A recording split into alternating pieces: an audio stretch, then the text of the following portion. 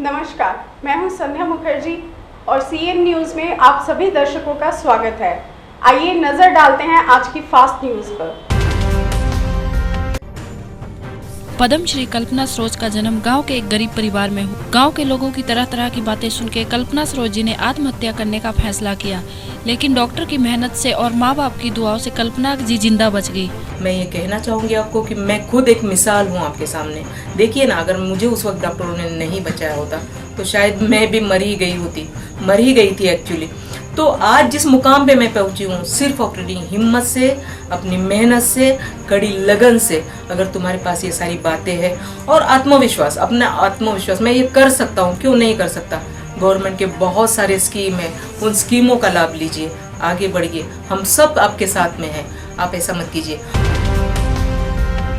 उत्तर प्रदेश के मुखिया अखिलेश यादव आज सुबह 12 बजे शादी समारोह में हरदोई पहुंचे, जहां सपा की पूर्व सांसद उषा वर्मा ने मुख्यमंत्री अखिलेश यादव का स्वागत किया। इस मौके पर समाजवादी पार्टी के कई नेता और कार्यकर्ता मौजूद रहे।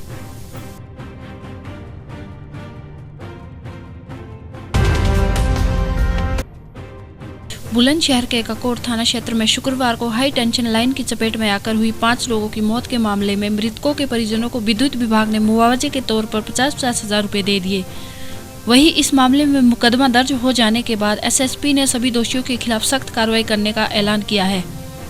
खतरा तो ये समझ लिए कि बिल्कुल सर पे नाचता हुआ घूम रहा है और मेरी आंखों देखे कई ऐसे हादसे जो इस रोड पर 11,000 के कारण हो चुके हैं। अभी कुछ बीते समय की बात है, 2-3 दिन पहले भी यहाँ ककोड़ में 11,000 की लाइन के कारण हादसा हुआ है। कई बार हादसे भी हो चुके हैं। आम पब्लिक हर बार यहाँ से निकलती है, बसें आती हैं रोडवेज की, टिर्री वाले भी आते हैं और इसका कोई सुनवाई नहीं है। और इतना खतरनाक है, यहाँ से हर समय 24 घंटे आम पब्लिक निकलती रहती है। देखिए, इसमें घटना स्थल पर हम 4 तारीख की घटना है। 5 तारीख को हम चीफ साहब, हमारे जो चीफ है गाजियाबाद से आए थे और हमारे एक्सीएम गए थे, तो लाइन की स्थिति देखी, तार भी ठीक थे, कोई तार टूटा नहीं था। संभवतः जो घटना घटित हुई है वो सड़क की चौड़ाई कम थी और घने पेड़ थे। एक तरफ सड़क की लाइन थी, दूसरी तरफ पेड़ थे, तो पेड़ों को सड़क कम होने की वजह से लाइन की तरफ उसने बस काटी और वहाँ पे बार वायर बंधे हुए थे, जिसके दबाव में पोल हमारा थोड़ा तिरछा हुआ। FIR पंजीकृत कराई है। उसमें प्राथमिक जांच में जिसका भी क्षेत्राधिकार था, जो भी निचले स्तर से लेकर के और ऊपर के स्तर तक जो उस जगह के जिन अधिकारियों कर्मचारियों का जो रिजेक्शन आता है, उनसे पूछताछ करके और ये हादसा कैसे हुआ, इसके तकनीकी जांच और परिचित जन साक्ष्यों को एकत्रित करके फिर उनके संबंधित के विरुद्ध कार्रवाई उचित धाराओं में की जाएगी। रुड़की यूपी सिंचाई विभाग का प्रशासनिक भवन एक बार फिर विवादों में आ गया है। ये प्रशासनिक भवन बारात घर बनकर रह गया है। बहरहाल इस प्रशासनिक भवन से यूपी सिंचाई विभाग के अधिकारी मोटी रकम कमाने में जुट गए हैं, जिसकी शिकायत यूपी सरकार तक पहुंच चुकी है। मुख्य अभियंता हैं या कोई उच्च स्तर के अधिकारी हैं, कोई छोटे मोटे प्रोग्राम के लिए बाकायदा सैंक्शन लेकर करते हैं, वैसे नहीं करते हैं। कोई हमने मतलब किसी बाहरी आदमी को थोड़ा ही देते हैं किसी को। बड़ा गंभीर मामला है और ये बड़ा दुर्भाग्यपूर्ण है कि सरकारी प्रशासनिक भवन को मैरिज होम बना डाला इन अधिकारियों ने। एक इसका आम जनता में कितना गलत संदेश जाएगा, इसको बड़ा गंभीरता से लिया जाएगा। हमारे माननीय सिंचाई मंत्री शिवपाल यादव जी, उनको पूरी रिपोर्ट दी जाएगी, अवगत कराया जाएगा। सायन पुलिस ने 22 नवंबर को संजय गिरी और पवन सिंह नामक 2 शातिर को किया गिरफ्तार। इनके पास से अब तक $200, 1 टीवी, 2 सोने की भगवान की मूर्ति और चांदी की अगरबत्ती स्टैंड सहित लाखों रुपए के सामान जब्त किए हैं। गुन्हा प्रकटीकरण पथकाचे पोलीस उपनिरीक्षक जगदाळे त्यांच्या पथकासह जैन सोसायटीमध्ये गस्त घालत होते, त्यावेळी त्यांना एक संशयित इसम मिळाल्यानंतर त्याच्याजवळ एक पाना होता, स्क्रूड्रायव्हर होता। मग ही हत्यारे याच्याकडे कशासाठी? संशय बळावल्यामुळं त्याला पोलीस स्टेशनमध्ये आणून त्याच्याकडे चौकशी केली असता मुंबई के कांदीवाली के दामोनगर में भीषण आग लग गई। दामोनगर इलाके में स्थित गोडाउन में करीब 60 सिलेंडर फट गए। आग की चपेट में आकर कई झुग्गियां जलकर खाक हो गई। आग पर काबू पाने के लिए तुरंत दमकल की 12 गाड़ियां रवाना कर दी गई।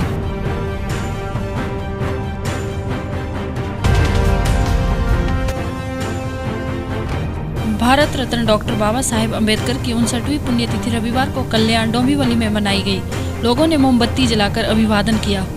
डॉक्टर बाबासाहेब आंबेडकर यांचा 59वा महापरिनिर्वाण दिन या ठिकाणी अगदी मुंबईमध्ये चैत्यभूमीला साजरा होत असतो मोठ्या दिमागाने। त्यातून नागरिक बरेचसे लांबून नागरिक या ठिकाणी दर्शनासाठी जात असतात। दर्शनासाठी जात असताना त्यांना थोडीशी अल्पोपहाराची व्यवस्था करावी शिवसेना कल्याण पूर्वेच्या वतीने।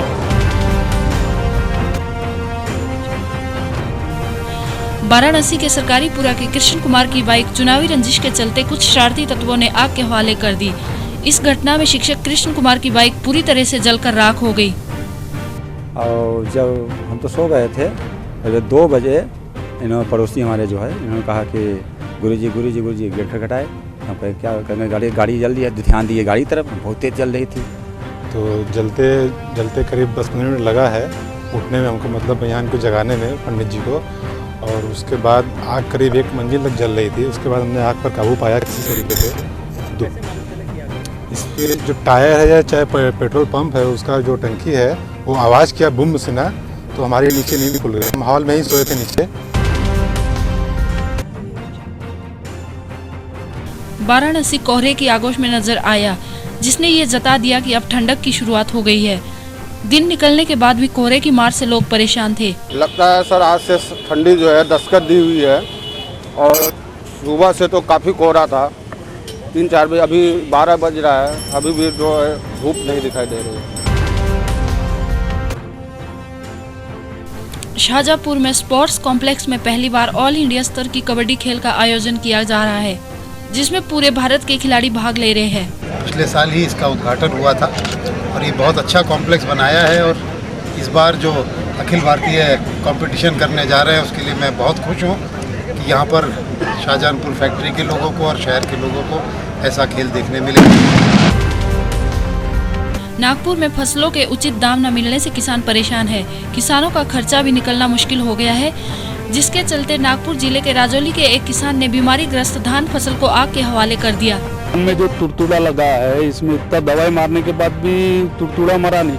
और ऐसा लग रहा है, मैंने जो देखा है कि टीवी में वगैरह में कि पंजाब वगैरह में स्कैम हुआ है पेस्टिसाइड का। यहाँ पे तो सरकार उसके बारे में कोई चेकिंग भी नहीं करती। इतने महंगे दवाई मारने के बाद भी तुरतुड़ा नहीं मरा। 5 एकरामध्ये धान लावलं होतं, 5 एकरामध्ये धान लावल्यावर मी 20-22 फवारण्या केल्यानंतर बी तो कव्हर झाला नाही। त्याच्यापासून मला लेबल नाही भेटले किंवा हार्वेस्ट नाही भेटले। मी स्वतः डब्बीची काल लावून सानी मी धान पेटवून टाकले। मेरठ के मुजफ्फरनगर में घुड़चढ़ी के दौरान 2 युवकों को गोली मार दी, जिनकी हालत बेहद चिंताजनक बनी हुई है। गोली लगने वाले घायलों में मोहित और रोहित है। और लड़के की शादी थी और शादी में जो घुड़चढ़ी होती जा रही थी तो कुछ दूरी पे एक लड़का आया, उस लड़के ने गोली चलाई और गोली चलाने से तो 2 बच्चों को गोली लगी। किस को गोली लगी है? एक तो रोहित को लगी, एक मोहित को लगी। पेरिस में हुए आतंकी हमले को लेकर मेरठ में आज एक प्राइवेट कॉलेज के कार्यक्रम में British high commission doctor Alexander Evans ने मुख्य अतिथि के रूप में शिरकत की, जहां मीडिया से बातचीत करते हुए उन्होंने आतंकवाद के खिलाफ एकजुट होने की बात कही। Well, look, I mean, we obviously unreservedly condemn the dreadful events in Paris. And the problem with Daesh is a problem that affects not just France, but many countries around the world, because of the numbers of foreign terrorist fighters who are fighting with Daesh, because of the threat Daesh poses. So this is something that I think many countries in the world need to take seriously, and we need to work towards a solution to respond to the challenge of Daesh. Meerut के कंकरखेड़ा थाना इलाके के कर्नावल highway पर अज्ञात हमलावरों ने मनीष नामक युवक की गोली मारकर हत्या कर दी। चंदौली की मुगल सराय जीआरपी ने 1 दर्जन से ज्यादा छात्रों को ट्रेन में यात्रियों के साथ मारपीट और सुरक्षा बल के जवानों के साथ हाथापाई करने के आरोप में गिरफ्तार किया है। हरिद्वार जिले में पंचायत चुनाव को देखते हुए बाहरी बदमाश भी अलर्ट हो गए हैं। बदमाशों ने सबसे पहली दस्तक रुड़की इलाके में दी। तो ये पता लगा कि इसने आगे वाला जो मेरा दरवाज़ा है उसका ताला तोड़ दिया। तो इसके बाद काफ़ी औजार भी मिला और औजार मिले हैं और पेचकस वगैरह ये सब औजार मिले हैं। तो पड़ोसी वगैरह ने तब तक उनको पीट पाट के इधर यहाँ पुलिस थाने में लाया। और सूचना मिली थी कि एक सफ़ेद वैगनार है जिसमें कुछ संदिग्ध लोग हैं। इस सूचना पे जो जगह जगह चेकिंग की गई और चेकिंग पॉइंट लगाए गए। तो झबरेड़ा की तरफ से एक गांव है, उस गांव की तरफ से वो गाड़ी दिखाई दी, इस पर पुलिस उनके पीछे लगी और बदमाश गन्ने के खेतों में उनकी कॉम्बिंग चली।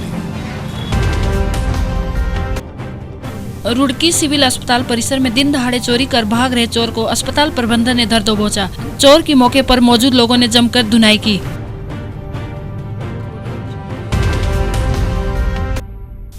मुंबई की लाइफ लाइन कही जाने वाली हर्बल लाइन अब बनी डेड लाइन।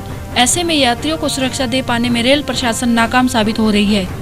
काम पे जाने के लिए लोग ट्रेन की छतों पर सफ़र करते हैं और उनकी मृत्यु हो जाती है और दुर्घटनाएं हो जाती है। कहीं ना कहीं रेलवे प्रशासन ने रेलवे के ट्रेन में डब्बे कम होने के कारण लोगों को ज़बरदस्ती छतों के ऊपर से सफ़र करना पड़ता है। तो ऐसे में कहीं ना कहीं रेलवे प्रशासन ने या तो ट्रेनें बढ़ाना चाहिए। हार्बर लाइन में ट्रेनें कम होने के वजह से ही गर्दी होती है और गर्दी के वजह से ही लोग छत पर सफ़र कर कर कैसे भी काम पर जाने के लिए कोशिश करते हैं और ऐसे में उनकी दुर्घटनाएं हो जाती है। चेन्नई में अचानक हुई भारी वर्षा के कारण पूरी चेन्नई 10 दिन तक पानी में डूबी रही। करोड़ों रुपए का नुकसान हुआ। बहुत से लोग बेघर हुए। बहुत से लोगों की दुनिया उजड़ गई। तमिलनाडु की मुख्यमंत्री जयललिता ने मदद के लिए केंद्र सरकार से भी मांग की है। आमचे सन्माननीय नेते आमदार भाई जगताप साहेब यांच्या मार्गदर्शनाखाली मी या युनियनचा रिलायन्स एनर्जी युनिट जे आमचं आहे त्याचा मी जनरल सेक्रेटरी आहे आणि गेले 12 दिवस जो पूर आला आहे, पुरामुळे जे वाताहत झाली आहे तिकडची तामिळनाडूमधली आणि चेन्नईचा हा प्रभावी भाग खूप जास्त झालेला आहे। त्याच्याकरिता आमची जी इकडून म्हणजे रिलायन्स एनर्जीमध्ये जवळजवळ 35 ते 40% जी संख्या आहे कामगारांची, जे स्टाफमध्ये आहे, जे आमचे कॉन्ट्रॅक्ट लेबर्स आहे या ऑफिसर्स असू दे, त्यांची जी संख्या आहे तिकडची जास्त आहे। ते त्यांचं जे नेटिव्ह प्लेस आहे, गाव आहे त्यांचं, आणि तिथे त्यांचे आई वडील भाऊ बहीण असे त्यांना खूपच याचा परिणाम झालेला आहे। किछोचा दरगाह हजरत मखदूम अशरफ के आस्थाने से एक जुलूस निकालकर विरोध प्रदर्शन किया गया। बीते दिनों किसी अखबार में कमलेश तिवारी का बयान निकला था। बयान में मोहम्मद साहब के ऊपर आपत्तिजनक टिप्पणी की गई थी, जिसको लेकर मुसलमानों में काफ़ी नाराज़गी दिखाई दी। नबी करीम सल्लल्लाहु अलैहि वसल्लम की शान में जो कुछ गुस्ताखाना जुमले निकाले, उसके खिलाफ आज हम लोग ने दरगाह किछोचा शरीफ में एक एहतजाजी जुलूस निकाला और हमारी हुकूमत हिंद और हुकूमत उत्तर प्रदेश से एक मुतालबा है कि एक अपील है और कि कमलेश तिवारी को जल्द से जल्द सज़ा मिलनी चाहिए। आज किछोचा शरीफ की आवाम ने हज़ारों की तादाद में एहतजाज किया और मुल्क मिल्लत से और हमारी सरकार से, माननीय प्रधानमंत्री मुख्यमंत्री से मुतालबा किया कि हमारी बातों को सुना जाए। राष्ट्रपति से मुतालबा किया कि इससे इंसानियत को धक्का लगा है।